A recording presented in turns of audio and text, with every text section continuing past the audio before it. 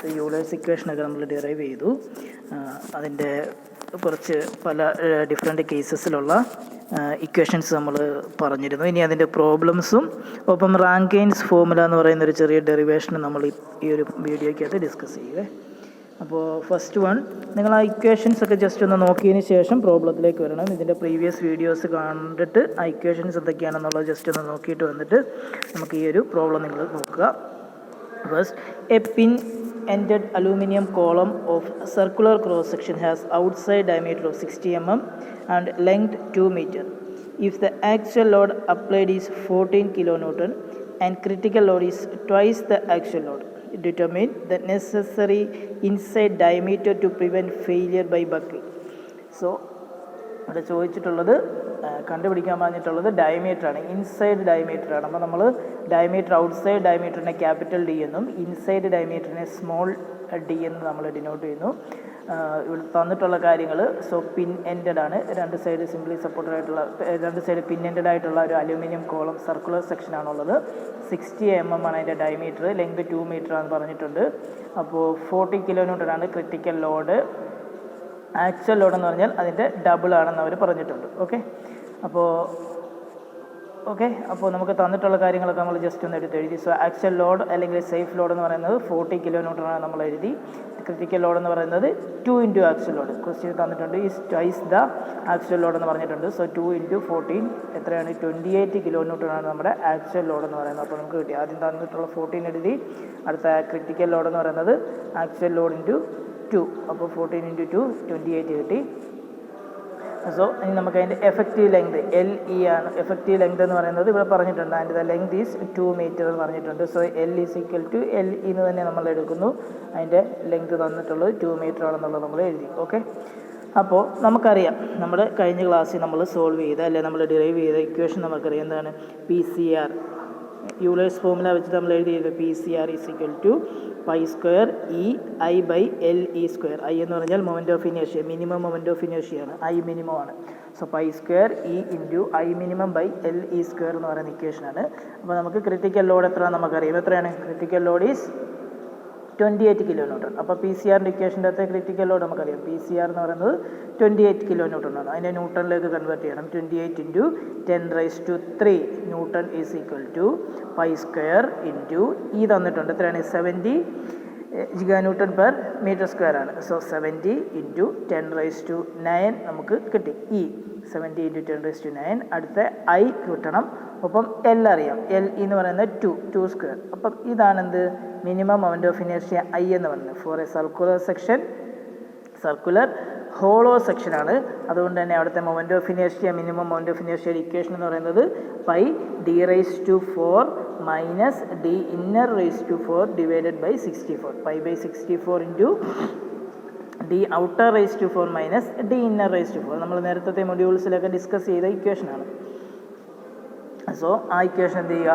നമ്മളിവിടേക്ക് substitute ചെയ്ത് കൊടുക്കുക. Okay, I is equal to pi square E കഴിഞ്ഞിട്ടുള്ള I മിനിമം എന്ന് പറയുന്നത് I is equal to pi by 64 into D⁻⁴ minus D⁻⁴. D⁻⁴ minus D⁻⁴.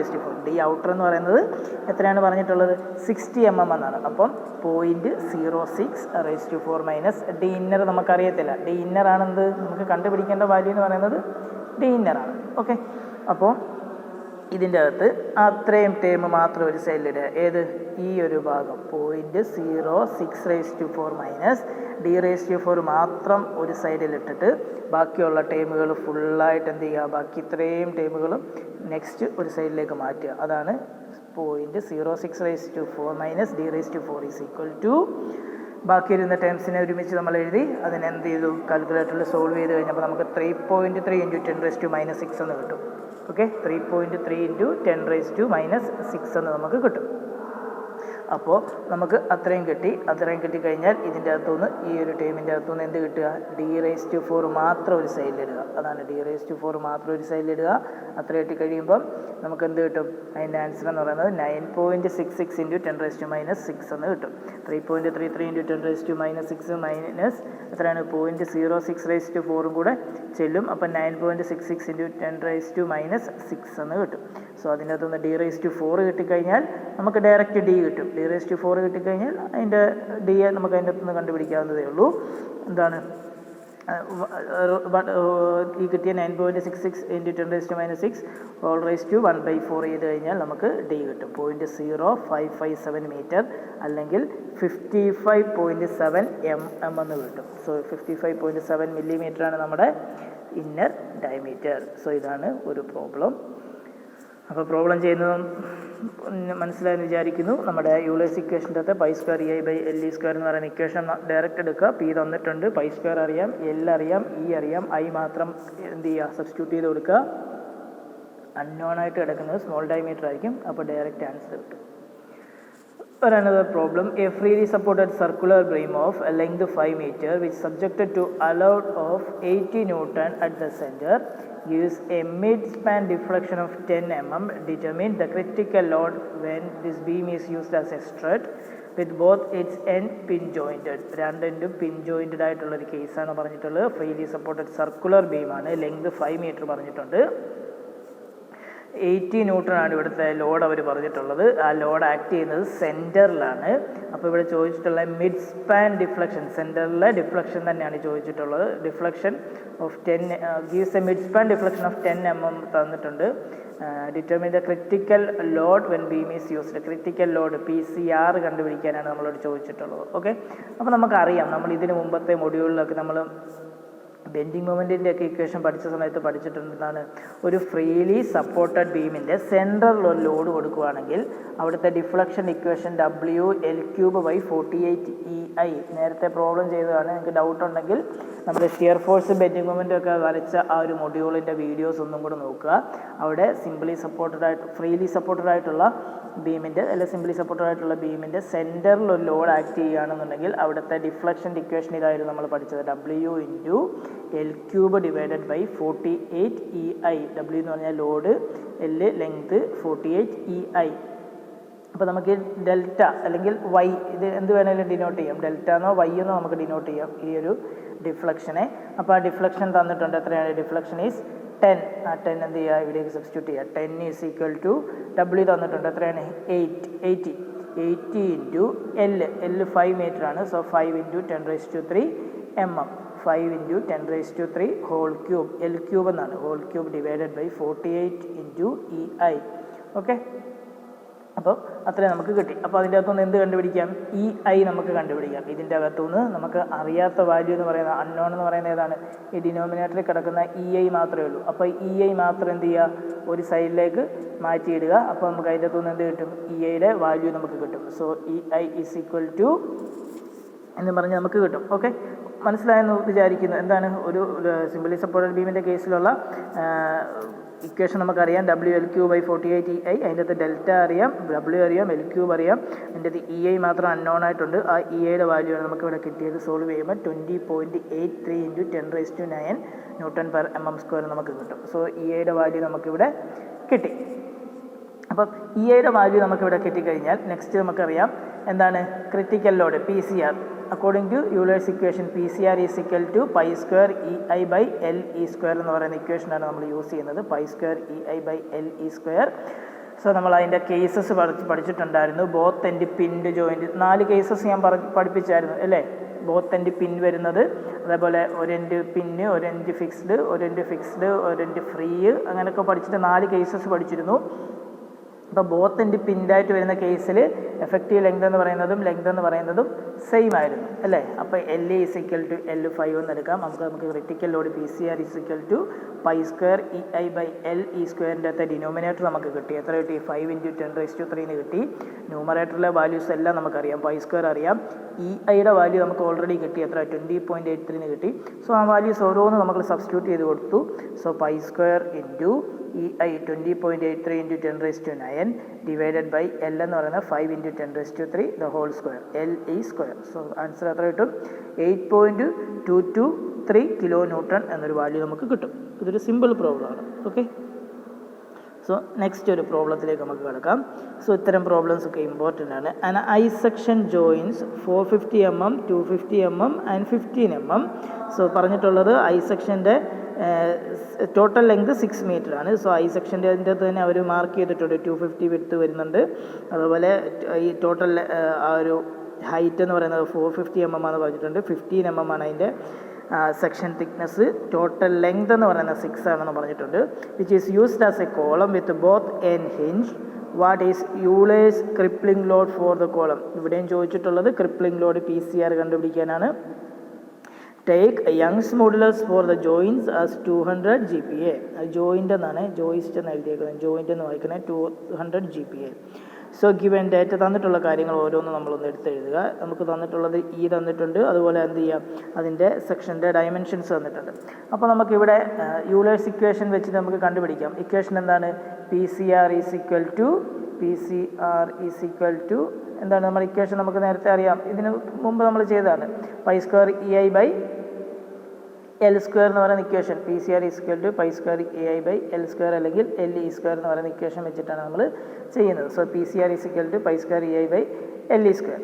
അപ്പോൾ അതിൻ്റെ അകത്ത് π² E നമുക്കറിയാം, ഡിവൈഡഡ് ബൈ L നമുക്ക് അതിൻ്റെ അകത്തുനിന്ന് കിട്ടും. അതിൻ്റെ അകത്ത് അറിയാത്തൊരു കാര്യം തന്നെ എന്താണ്? മൊമെൻ്റ് ഓഫ് ഇനേർഷ്യയാണ്. ഐ മിനിമം ആണ് നമുക്ക് വേണ്ടത്, അല്ലേ? ഐ എപ്പോഴും ഐ മിനിമം ആയിരിക്കും എടുക്കേണ്ടത്. ഈ ഒരു ഐ സെക്ഷൻ്റെ കേസ് എടുക്കുന്ന സമയത്ത്, അതുപോലെ ഐ സെക്ഷൻ മറ്റ് സെക്ഷൻസ് നമുക്ക് വരുന്ന G സെക്ഷനിലൊക്കെ എടുക്കുന്ന സമയത്ത് 2 ആക്സിസുകൾ വരുന്നുണ്ട്. X ആക്സിസും Y ആക്സിസും നമുക്ക് എടുക്കുന്നുണ്ട്. സോ ഇവിടെ 2 മൊമെൻ്റ് ഓഫ് ഇനേർഷ്യ വരുന്നുണ്ട്. IXX വരുന്നുണ്ട്, IYYയും വരുന്നുണ്ട്. സോ ഇതിൽ ഏറ്റവും മിനിമം വാല്യൂ ഏതാണോ വരുന്നത്? IXX ആണോ IYY ആണോ വരുന്നത്? ആ മിനിമം വാല്യൂ ആയിരിക്കും എന്ത് നമ്മളെടുക്കുന്ന ഐ മിനിമം എന്ന് പറയുന്നത്. PCR അകത്ത് യൂസ് ചെയ്യുന്ന ഐ മിനിമം എന്ന് പറയുന്നത് ഇതിൻ്റെ അകത്തെ മിനിമം വാല്യൂ ഏതാണോ അതായിരിക്കും നമ്മൾ കണ്ടുപിടിക്കേണ്ടത്. സോ IXXും IYYയും നമുക്കൊന്നും കണ്ടുപിടിക്കണം. അത് കണ്ടുപിടിക്കുന്ന മെത്തേഡൊക്കെ നമ്മൾ നേരത്തെ പ്രോബ്ലംസിൽ ചെയ്തിട്ടുള്ളതാണ്. മൊമെൻ്റ് ഓഫ് ഇനേർഷ്യ എങ്ങനെ കണ്ടുപിടിക്കുന്നത് എന്നുള്ളത്. അപ്പോൾ നമുക്ക് ഇതിൻ്റെ പ്രോബ്ലത്തിലേക്ക് ഒന്നും കൂടെ നോക്കാം. We find the inner depth. ഇതിൻ്റെ അകത്ത് ഇന്നർ ഡെപ്ത് എന്ന് പറയുന്നത് എത്രയാണെന്ന് നോക്കുക. ഇന്നർ ഡെപ്ത് എത്രയാണ്? ടോട്ടൽ 450 ആണ്. 450ക്കകത്തുനിന്ന് എത്രയാണ്? ഇതാ ഇവിടെ ഒരു 15 ഉണ്ട്, അതുപോലെ ഇവിടെ ഒരു 15 ഉണ്ട്. അത് രണ്ടും കൂടെ കുറയ്ക്കണം. സോ ഇന്നർ ഡെപ്ത് എന്ന് പറയുന്നത് അപ്പോൾ ഇത്രേ വരത്തുള്ളൂ. 450 മൈനസ് 15 ഇവിടത്തതും 15 ഇവിടത്തതും. 450 മൈനസ് 30, ആൻസർ 420 ആയിരിക്കും ഇന്നർ ഡെപ്ത് എന്ന് പറയുന്നത്. അതേപോലെ ഇന്നർ ബ്രെഡ്ത്ത് എന്ന് പറയുന്നത് ഈ ടോട്ടൽ 250ക്കകത്തുനിന്ന് ഇവിടുത്തെ ഒരു 15 കുറയ്ക്കുക. 250 മൈനസ് 50 235 ആയിരിക്കും. അപ്പോൾ 420 235 ആയിരിക്കും ഇന്നർ ഡെപ്തും ഇന്നർ ബ്രെഡ്ത്തും വരുന്നത്. ഓക്കെ, അപ്പോൾ moment of inertia about X ആക്സിസിലെ മൊമെൻ്റ് ഓഫ് ഇനേർഷ്യ നമുക്ക് കണ്ടുപിടിക്കാവുന്ന ഇക്വേഷൻ നമുക്കറിയാം. എന്താണ്? BD³/12 minus BD³/12. ഏതാണ്? ക്യാപിറ്റൽ B ആണ്. Capital BD³/12 minus small BD³/12. എന്താണ് ക്യാപിറ്റൽ എന്ന് പറഞ്ഞാൽ? നമുക്ക് ഒറിജിനലുള്ള വാല്യൂ എത്രയാണ്? ഇവിടുത്തെ ഒറിജിനൽ വാല്യൂസ് ഏതൊക്കെയാണ്? ക്യാപിറ്റൽ ഡിയും സ്മോൾ ഡിയും. ഇപ്പോൾ നമ്മൾ ഇവിടെ ക്യാപിറ്റൽ ഡി എടുക്കുക എന്നാണെങ്കിൽ ഏതാണ്? ക്യാപിറ്റൽ ഡി എന്ന് പറയുന്നത് 450 ആയിരിക്കും. ക്യാപിറ്റൽ ഡി എന്ന് പറയുന്നത് സ്മോൾ ഡി എന്ന് പറയുന്നത് 420 ആയിരിക്കും. അതേപോലെ ബി എടുക്കുകയാണെങ്കിൽ ക്യാപിറ്റൽ ബി എന്ന് പറയുന്നത് എത്ര ആയിരിക്കും? 250 ആയിരിക്കും. സ്മോൾ ബി എന്ന് പറയുന്നത് 235 ആയിരിക്കും. ഓക്കെ, അപ്പോൾ നമ്മൾ അതേ കാര്യം തന്നെ ഇവിടെ എന്ത് ചെയ്യുക? ആ വാല്യൂസ് സബ്സ്റ്റിറ്റ്യൂട്ട് ചെയ്ത് കൊടുക്കുക. BD³/12 minus small BD³/12. അപ്പം 1/12 രണ്ടിടത്തുള്ളതുകൊണ്ട് നമ്മൾ കോമൺ ആയിട്ട് അങ്ങ് പുറത്തേക്ക് എടുത്തു കഴിഞ്ഞാൽ പിന്നെ വരുന്നത് എന്താണ്? BD³/12 മൈനസ് BD³/12 എന്ന് പറയുന്ന ഒരു ഇക്വേഷൻ വരും. 1/12 ഇൻറ്റു ബി എത്രയാണ്? നമ്മൾ ഓൾറെഡി പറഞ്ഞു എത്രയാണ്? 250 ആണ്. 250 ക്യാപിറ്റൽ 450 ക്യാപിറ്റലിൻ്റെ ഡി. 250 ഇൻറ്റു 450³ മൈനസ് അടുത്ത 235ഉം 430. 235 ഇൻറ്റു 430 അല്ല 420, സോറി ഇവിടെ 420. Okay, 235 into 420³. സോ അത്രയും വാല്യൂ സബ്സ്റ്റിറ്റ്യൂട്ട് ചെയ്ത് കഴിയുമ്പം നമുക്ക് ആൻസർ കിട്ടും. എത്രയാണ്? 447.55 ഇൻറ്റു 10⁻⁶ mm⁻⁴ എന്നൊരു വാല്യൂ നമുക്ക് കിട്ടും. അപ്പോൾ നമുക്ക് എബൌട്ട് എക്സ് ആക്സിസിലുള്ള മൊമെൻ്റ് ഓഫ് ഇനേർഷ്യ നമുക്ക് കിട്ടി. IXX നമുക്ക് കിട്ടി. ഇനി നമുക്ക് കണ്ടുപിടിക്കേണ്ടത് എന്താണ്? IYY കണ്ടുപിടിക്കാനായിട്ട് അബൌട്ട് Y ആക്സിസ് എടുക്കുമ്പോൾ നേരെ തിരിയും. ബിക്ക് പകരം ഡിയും ഡിക്ക് പകരം ബിയും സബ്സ്റ്റിറ്റ്യൂട്ട് ചെയ്ത് കൊടുത്താൽ മതി. ഓക്കെ, BD³/12 എന്നുള്ളതിന് വരെ ഇവിടെ എന്താവും? DB³/12 എന്നാവും. ഇവിടെ BD³/12 എന്നായിരുന്നു. ഇവിടെ വരുമ്പോൾ എന്താവും? DB³/12 മൈനസ് DB³/12 എന്ന് വരും. അവിടെയും 1/12 പുറത്തെടുത്തു. DB³ minus small letter DB³ എന്നിട്ടു. 1/12 into 450 into 230 cube minus 420 into 235 cube വരും. സോ അപ്പോൾ അതിൻ്റെ ആൻസർ എത്ര കിട്ടും?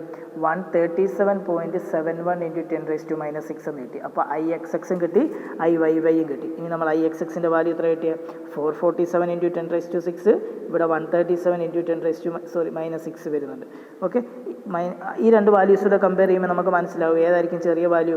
IYY ആണ് ചെറിയ വാല്യൂ. സോ അപ്പോൾ നമുക്ക് I മിനിമം ആയിട്ട് എടുക്കേണ്ട ഏതായിരിക്കും? IYY ആണ് നമ്മൾ എടുക്കുന്ന I മിനിമം. അതിൻ്റെ വാല്യൂ എന്ന് പറഞ്ഞാൽ 137.71 ഇൻറ്റു 10⁻⁻6 m/4. ഇനി നമ്മുടെ ഇക്വേഷനിലേക്ക് എത്തുക. PCR ഈസ് ഈക്വൽ ടു എന്താ ഇക്വേഷൻ? π²EI/LE².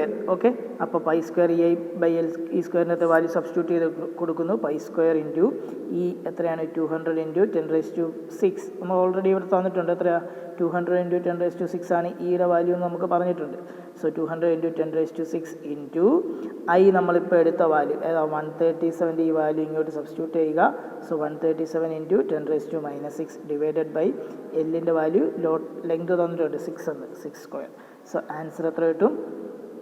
2403.5 kN. അപ്പോൾ ഇതാണ് I സെക്ഷൻ്റെ പ്രോബ്ലം. സിമ്പിൾ പ്രോബ്ലം തന്നെ. നമ്മൾ എടുക്കുന്ന PCR-ൻ്റെ ഇക്വേഷൻ്റെ അകത്ത് π²EI/LE² എന്ന് പറയുന്ന ഇക്വേഷൻ തന്നെയാണ്. അപ്പോൾ അതിൻ്റെ അകത്ത് ഡയറക്റ്റ് I കണ്ടുപിടിക്കുന്നതിന് മുമ്പ് I മിനിമം I മാക്സിമം കണ്ടുപിടിച്ചിട്ട് ഏറ്റവും ചെറിയ വാല്യൂ ഏതാണോ അത് സബ്സ്റ്റിറ്റ്യൂട്ട് ചെയ്ത് കൊടുക്കണമെന്നേ ഉള്ളൂ. അപ്പോൾ ഒരു എക്സ്ട്രാ സ്റ്റെപ്പും കൂടെ വരുന്നതേ ഉള്ളൂ. മെത്തേഡൊക്കെ സെയിം തന്നെയായിരിക്കും. ഓക്കെ, അപ്പോൾ ഇത്തരം പ്രോബ്ലംസ് നമുക്ക് കൂടുതൽ ഡിസ്കസ് ചെയ്യാം. നിങ്ങൾക്ക് പ്രോബ്ലംസ് കിട്ടുകയാണെങ്കിൽ നിങ്ങൾ ചെയ്ത് നോക്കുക. ഇത് ഇമ്പോർട്ടൻ്റ് ആയിട്ടുള്ള പ്രോബ്ലംസ് ആണ്. നമ്മുടെ ഈ യൂളേഴ്സ് ഇക്വേഷനെ ബേസ് ചെയ്ത് വരാൻ ചാൻസ് ഉള്ള പ്രോബ്ലംസ് ആണ്.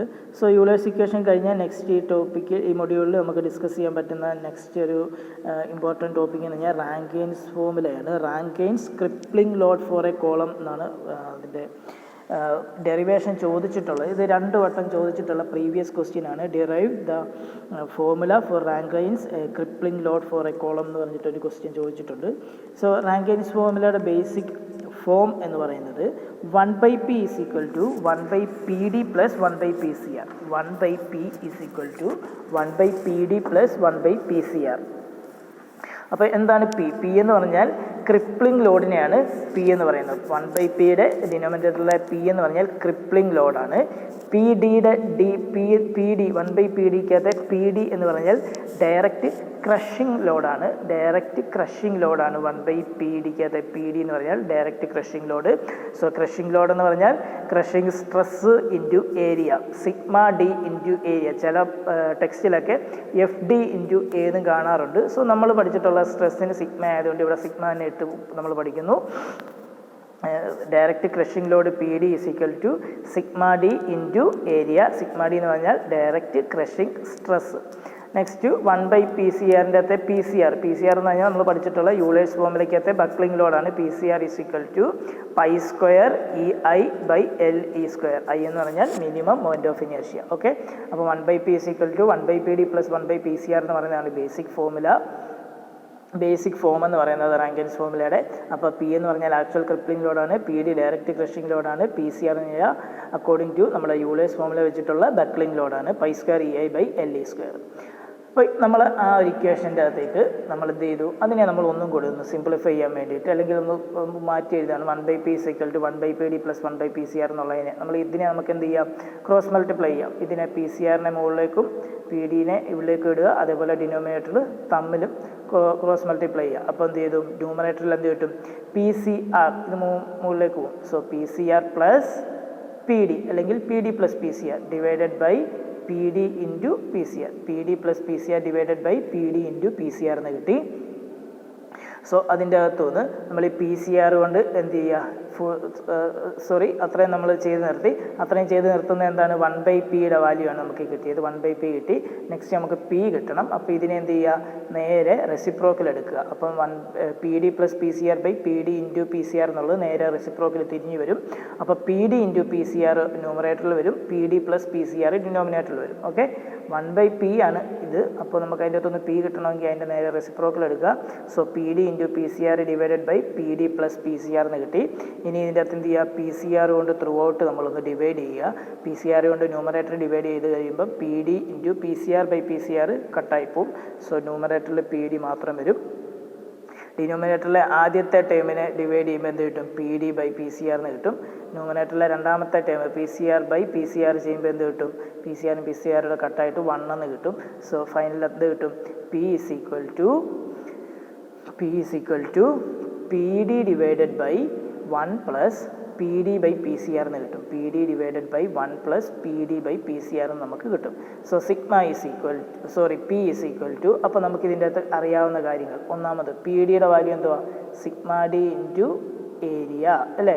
പി ഡി എന്ന് പറഞ്ഞാൽ സിഗ്മ ഡി ഇൻറ്റു ഏരിയ എന്നല്ലേ നമ്മളിവിടെ ഓൾറെഡി എഴുതി വെച്ചിട്ടുണ്ട്. P D is equal to sigma D into area, P C R is equal to pi square E I by L E square. അപ്പം നമ്മൾ ആ വാല്യൂസ് ഇവിടേക്ക് സബ്സ്റ്റിറ്റ്യൂട്ട് ചെയ്ത് കൊടുക്കുക. P D is equal to sigma D into area divided by, അടുത്ത ഇവിടെ വരുന്ന എന്താ? രണ്ടാമത്തെ ഓൾറെഡി നമ്മൾ ഈ പി ഡിക്ക് സബ്സ്റ്റിറ്റ്യൂട്ട് ചെയ്തു. അടുത്ത ഈ പി ഡിക്ക് രണ്ടാമത്തെ പി ഡിക്ക് സബ്സ്റ്റിറ്റ്യൂട്ട് ചെയ്യുന്നു സിഗ്മ ഡി ഇൻറ്റു ഏരിയ. അടുത്ത പി സി ആറിന് സബ്സ്റ്റിറ്റ്യൂട്ട് ചെയ്യുന്നു. എന്താണ്? P C R is equal to pi square E I by L E square substitute ചെയ്തു പ്ലസ് 1.